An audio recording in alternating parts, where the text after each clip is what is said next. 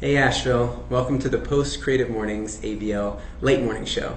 My name is Tim Scroggs. We're at Futures Bright Agency recording this little film where we can get to know our speaker for this month, Marisol.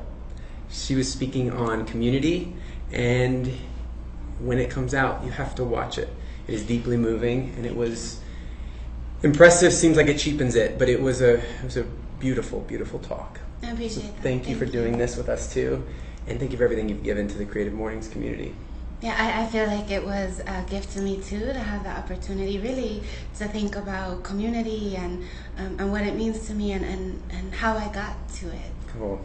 Well, we like to do this little video after the event so that we can get to know Marisol a little bit more. And so we have 3 parts. We're going to do some behind the speaker questions, a couple really great audience questions, and then we're going to wrap it up with some questions we ask at every late morning show.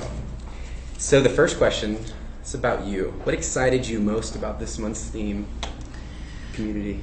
Yeah, I think that what really excited me was the opportunity to go into some discernment and reflection about what do I believe about community, what feels inspiring, and to really touch that in a way that sometimes in the rush of work and the hitting your marks, it can get lost. And so to have this moment for some meditation on it, I think felt exciting. And then I think to share that with others in a way that felt, I hoped that I might be able to have, my heart speak to their heart.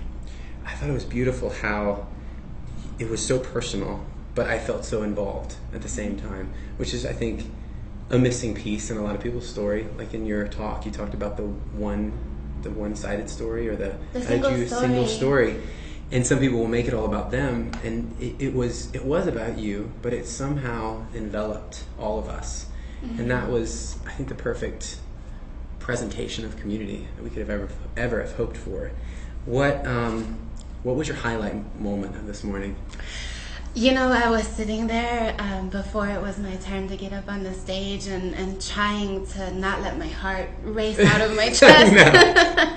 And I think it was the moment where I realized that this was exactly right, that this is what it means to be in community, and that all I needed to do was say hello, and I thought about you, and here we are, and just to show up, and all my nerves and fear and inevitable imperfection, but that's what we do. That's how we show up in community, and that sort of microcosm of the concept, that living in it in the moment, that to me was powerful. I felt it as soon as you got up, and it was so casual and welcoming, and it softened the mood.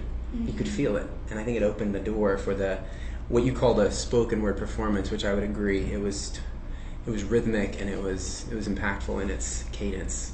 Thanks. So, yeah. All right, we're going to do a couple audience questions. We got a couple really amazing ones that Marisol is excited to answer. So the first one is, how do you think people can bring the sacred or the divine into activism, and what actions can they take? I love that question. It's actually one that I and a lot of us sit and think about. I think that for me, one piece of it is to realize that I just said this to a friend of mine, that sometimes people think that prayer and ritual has to be this complicated, dramatic thing, and sometimes it's as simple as sweeping the floor. And so I think that being able to see the sacred and the divine in the very simple moments where, in the face of so much challenge, someone finds a touch or a hug or a smile, it's worth seeing the sacred. And I think also to know that there is a kind of opening for the radical hope that only comes, and courage, the radical courage that is required, that only comes from knowing that we are of a line of ancestors and those to come descendants, that is both humbling and deeply empowering. And connecting in Absolutely. So many ways. So you said sweeping the floor. It takes this divine out of the performative role playing and puts it into like being in space with people, serving, bringing intention, bringing prayer to the most simple moments. And simple, yeah, I love that. I think that it needs to be inside, like tangible around us. We need to be tangible. Even though you opened your talk saying hello, it's like you made yourself tangible, and all the audience felt the warmth of that. Yeah, thank you. So the second question, that was a great question. This one is, what advice would you give to individuals who aren't a part of a social organization to affect change in their communities or on a daily basis? So first I would say that we are all part of social organizations. We just have to recognize that. Yeah, we don't know it. We don't know it. I mean, the whole thing is a social organization. You're right. And so we're in it. We are involved already. There's no whether or not you get involved. You are involved. And so I think that the question is, where are the places where you can have this opportunity that I was gifted in this really concrete way, but that all of us should take to discern, what do I believe in? Yeah. Be aware. Be aware. What do I want to protect? What do I want to create? Yeah. And when you do that, and you do that with some measure of commitment and integrity, then you can't help but make things better. And then I think that the other part is to really, I think this idea of being willing to be in solidarity truly means being willing to be in a deep state of empathy with what's happening. Yeah.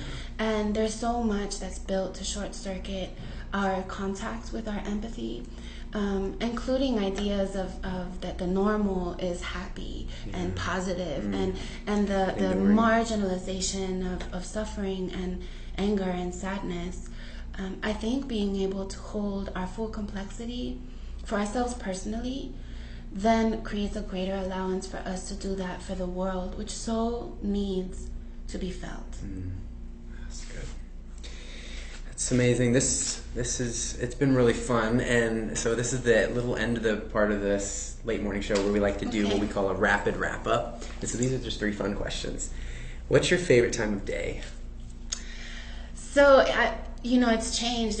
Before it would have been around 1 or 2 in the morning. It was the time where the whole world had gone to sleep and it was just my time.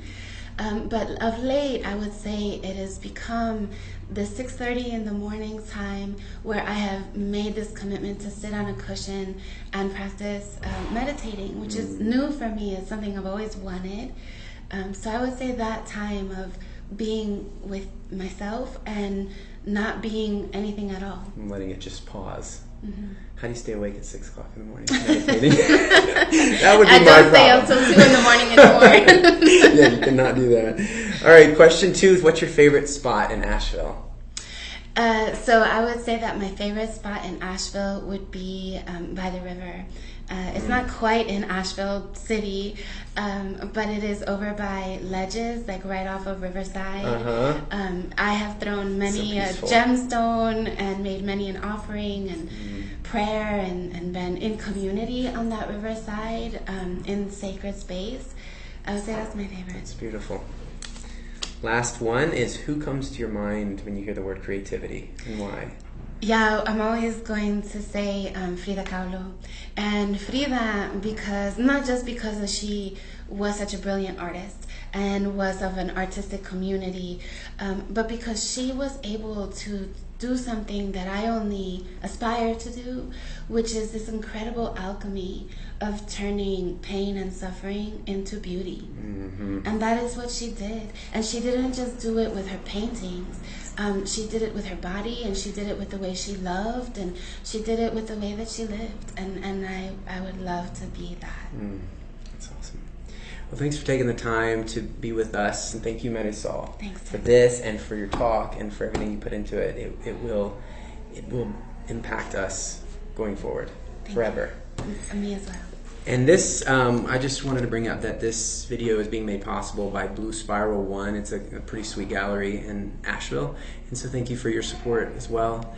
And that's it. To everyone in Asheville and around the world, see you next time.